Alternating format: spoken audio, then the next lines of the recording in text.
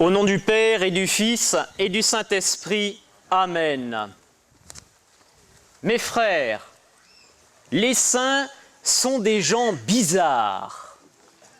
Oui, les saints sont des gens bizarres. Effectivement, ils ont des désirs qui nous surprennent et ce qui les fait rêver, pour nous en général, nous ferait plutôt cauchemarder. J'en veux pour preuve les deux faits suivants. Il y a quelques jours, je faisais visiter à nos bons touristes qui viennent ici le sanctuaire, et devant la fresque des trois vifs et des trois morts, vous savez, cette fresque qui représente ces deux squelettes à la droite de la porte d'entrée de la chapelle Notre-Dame.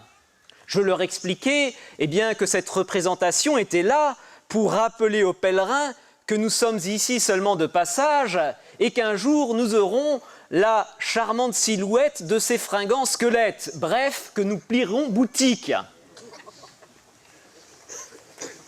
Et l'un de ces visiteurs s'est alors exclamé « Le plus tard sera le mieux !» Et reconnaissons-le, c'est aussi souvent inconsciemment notre désir. Nous voyons la vie comme un long fleuve tranquille, le plus long possible et le plus tranquille possible. Là, nous nous reconnaissons. Mais figurez-vous qu'en général, les saints rêvent d'autre chose. Saint Stanislas Kostka, le 1er août 1568, entend une édifiante prédication où le frère prêcheur rappelle à ses auditeurs qu'il faut toujours être prêt à paraître devant le Christ. À la sortie de la prédication, notre jeune novice jésuite avoue à ses frères que cette prédication, elle était dite pour lui, car, le révèle-t-il, avant la fin du mois, je ne serai plus de ce monde. Alors là, vous vous dites, il doit être fort triste, ce bon Saint Stanislas. Que nenni, mes frères, au contraire, il jubile. Aussi curieux que cela puisse nous paraître, et pourtant, il n'a pas encore 20 ans. C'est à n'y rien comprendre. En fait, lui, son grand désir, son grand bonheur, c'est de voir Dieu. Et la mort, pour lui, n'est pas une fin, mais elle est un début. Il va entrer enfin dans la vie éternelle, et cela le comble de joie. Et alors là où il est vraiment déconcertant, parce que finalement ce désir, on peut dire que tous les saints l'ont eu, là où il est vraiment particulier, Saint Stanislas, c'est que je vous l'ai dit, nous sommes le 1er août. Son souhait le plus cher, c'est de partir avant le 15 août. Pourquoi ? Parce qu'il sait que là-haut, il y a une fête à tout casser le jour du 15 août. Et il veut être de la partie. Effectivement, on peut le deviner. Le Christ, qui est Seigneur et Maître de toutes choses, lorsqu'il a accueilli là-haut sa Sainte Mère, il a mis, comme on dit, les petits plats dans les grands. Il a organisé une fête incroyable, des chœurs à 100 000 voix angéliques. La farandole des saints du bienheureux Fra Angelico n'est qu'une pâle imitation de ce qui se passe en ce moment même, mes frères, au ciel. Et Saint Stanislas désire le voir de ses yeux, participer à cette célébration inouïe.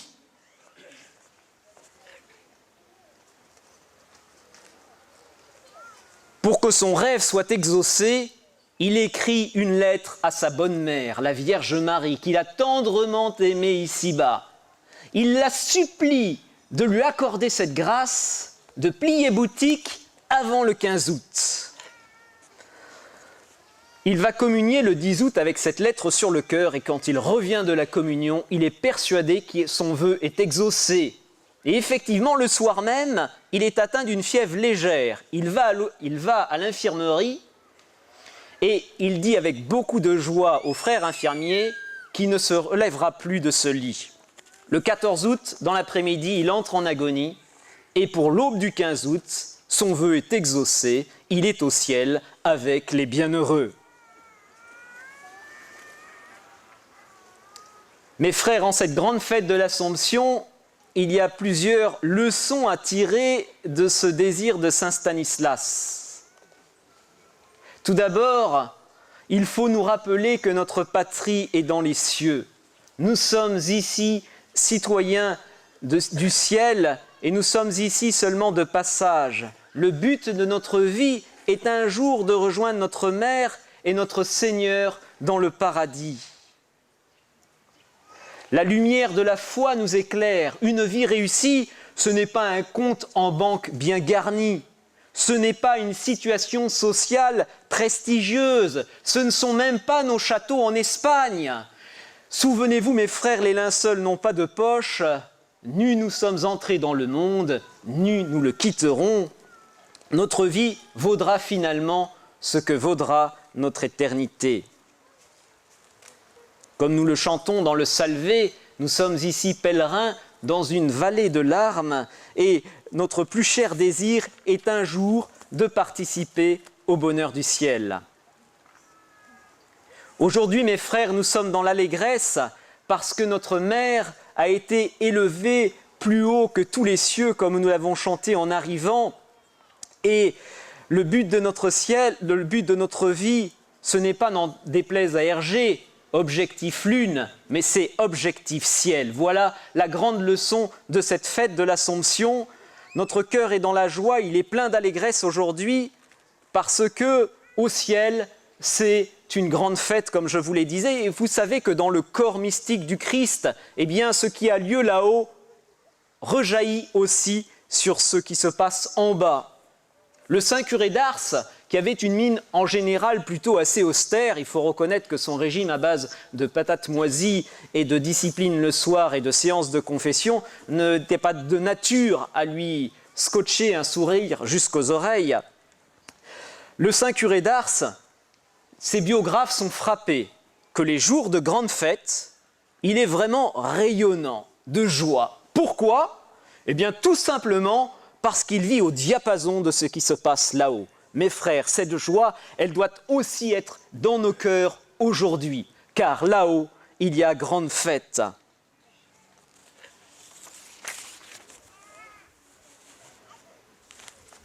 Aujourd'hui, nous sommes aussi dans la joie, mes frères, parce que, en digne fils de la Vierge Marie, son triomphe ne peut pas nous laisser indifférents.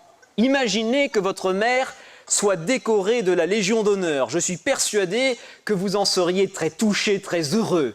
Eh bien, aujourd'hui, notre Mère du Ciel reçoit bien plus que la Légion d'honneur. Elle est couronnée reine de l'univers et cela ne peut nous laisser indifférents.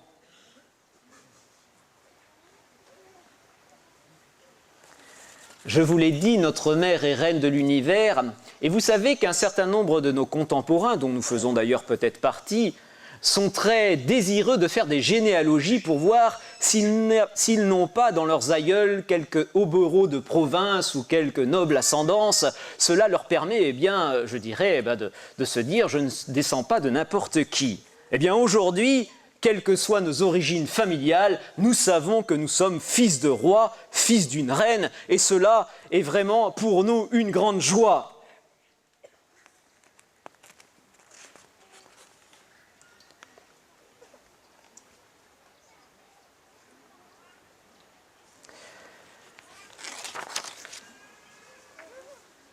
Alors aujourd'hui, c'est la fête de notre mère, et vous savez qu'il est de coutume dans les écoles, avant cette fête chère à toutes les mamans, de préparer des cadeaux.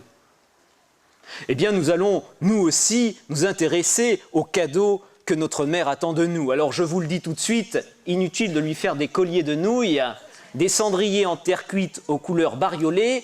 C'est certes très gentil quand les enfants offrent ce genre de cadeaux à leur maman, mais notre maman du ciel, elle attend un autre cadeau de nous. Quel cadeau notre mère du ciel attend ?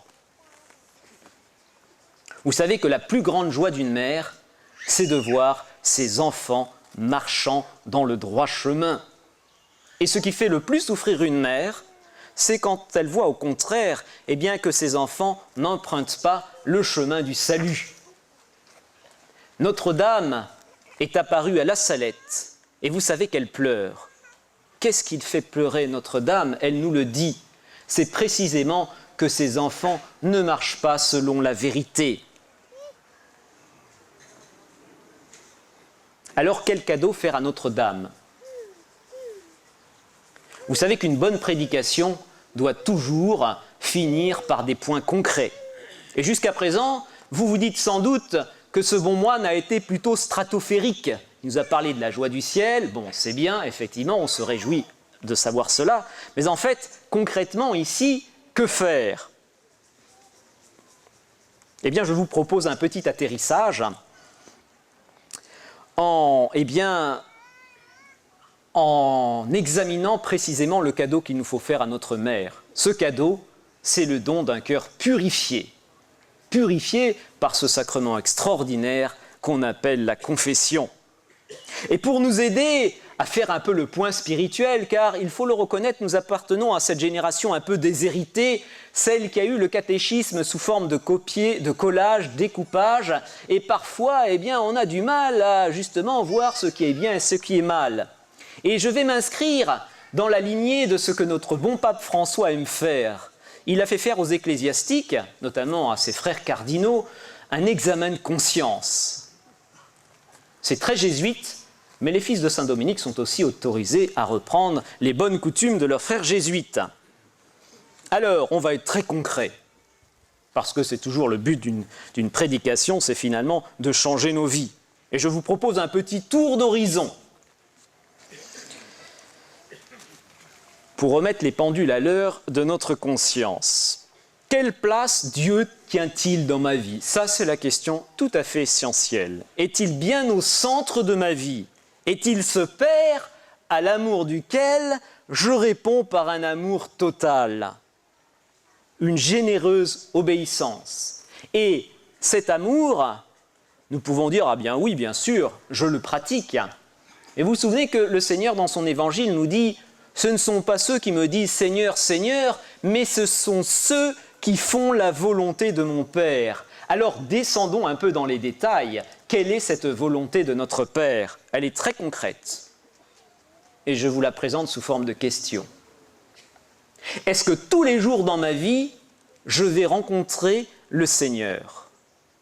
Tout le but de notre vie, c'est de devenir des amis de Dieu. Et vous savez que pour devenir l'ami de quelqu'un, il faut aller le voir, lui parler.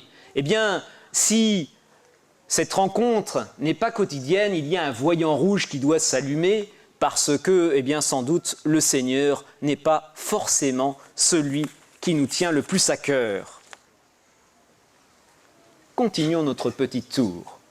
Est-ce que la parole de Dieu est vraiment, pour moi, la lumière qui éclaire mes pas? Est-ce que j'adhère de tout mon cœur à ce que nous allons bientôt confesser dans notre credo? Et là encore, soyons concrets. Est-ce que pour moi, Jésus, l'hostie, c'est bien Jésus, réellement présent? Non pas le symbole de Jésus, mais Jésus lui-même, en personne. C'est quelque chose d'énorme. Et c'est quelque chose d'absolument capital pour embraser notre cœur d'amour. Penser que le Dieu infini, plus grand que tout le cosmos, se fait tout petit par amour pour nous, pour venir dans notre cœur. Il y a de quoi faire éclater notre cœur d'amour pour le Seigneur. D'où l'importance de connaître et le connaître dans la vérité pour aimer dans le feu, comme saint Angèle de Foligno nous le disait. Est-ce que pour moi aussi, j'adhère à cette vérité, que j'ai sans cesse à mes côtés un compagnon très discret mais très efficace, on l'appelle l'ange gardien. Il est là pour nous guider et pour nous mener à bon port précisément auprès de notre mère. Vous savez qu'avec les anges gardiens, il y en a aussi d'autres qui sont beaucoup moins gentils, on les appelle les démons. Ce ne sont pas de pure fiction, des abstractions pour parler du mal, non, ce sont des êtres réels qui sont là et qui nous tentent, et il faut le savoir.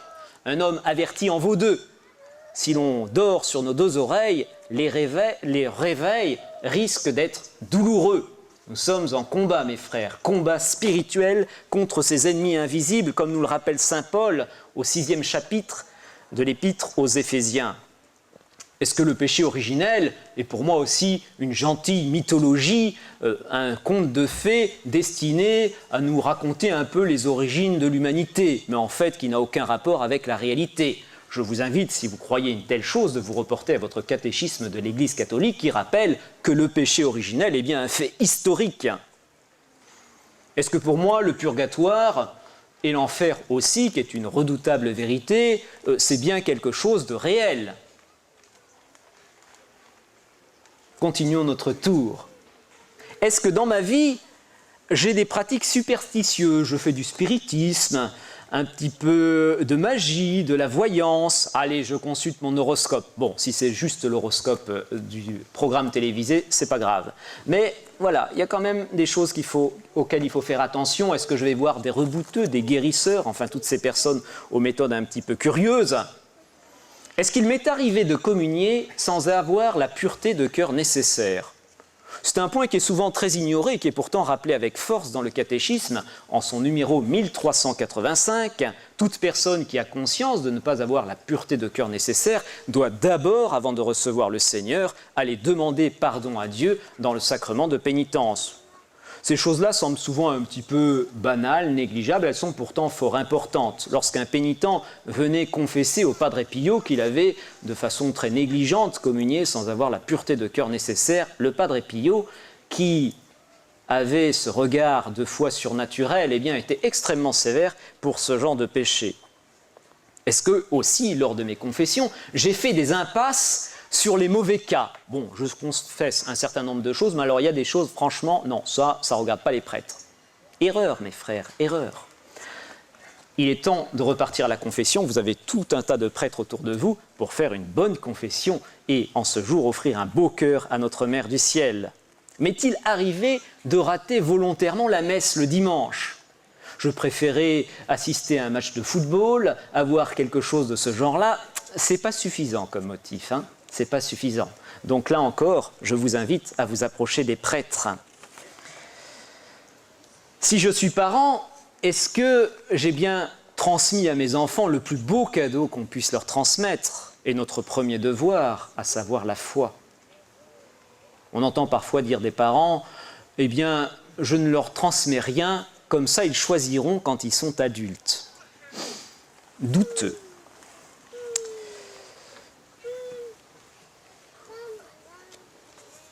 M'est-il arrivé de coopérer d'une quelconque façon à un avortement, à une euthanasie? Ai-je consommé de la drogue? Ai-je eu de la haine pour mes frères en raison de leur classe sociale, de leur race, de leur religion? Ai-je regardé des images impures sur Internet?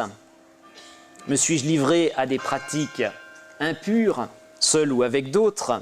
Ai-je commis la fornication, l'adultère? M'est-il arrivé de truander dans les contrats pour des sommes importantes, plus de 200 € par exemple, pour donner un chiffre? Toujours ça aide les ordres de grandeur. Voilà, mes frères, si il vous est arrivé de répondre oui à une de ces questions, eh bien vous savez ce qu'il vous reste à faire. Amen.